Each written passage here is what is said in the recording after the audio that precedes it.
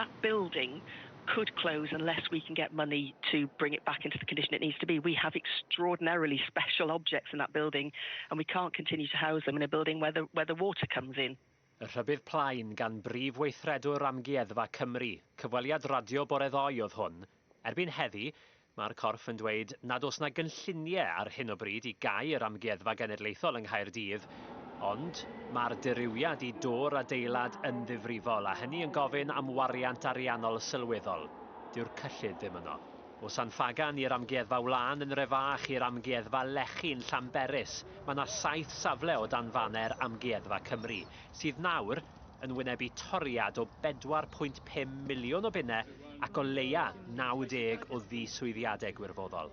Pryderon sydd gyda ni nawr yw wrth symud ymlaen ar ôl y toriadau yma bwrw, gyda swyddi nawr wedi mynd o dan diswyddo gwirfoddol, bod y llyfrgell a'r Amgueddfa yn mynd I chwilio'n anodd I parhau I wneud, I cynnal y gwasanaethau mae wedi wneud yn y gorffennol.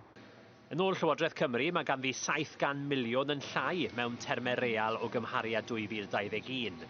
Yn wynebu penderfyniadau anodd felly, doedd dim arwydd gan y prif weinidog heddi bod yna gymorth pellach ar y ffordd i'r Amgueddfa. We set out that there would be reductions in some areas, and that's painful and difficult. The museum is just one of those. There are many, many others. I don't celebrate having to make those choices, but I can't be honest with the people of Wales about having priorities if we aren't prepared to make choices around those.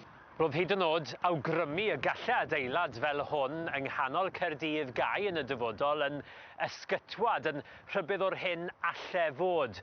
A gyda sefydliadau diwylliannol ar draws y sector yn wynebu toriadau o 10.5% i'w cyllidebau, mae yna bryder cyffredinol nawr ynglyn â dyfodol hanes, treftadaeth a chof y genedl o'r Amgueddfa Genedlaethol i'r Cyngor Llyfrau ac i'r Llyfrgell Genedlaethol.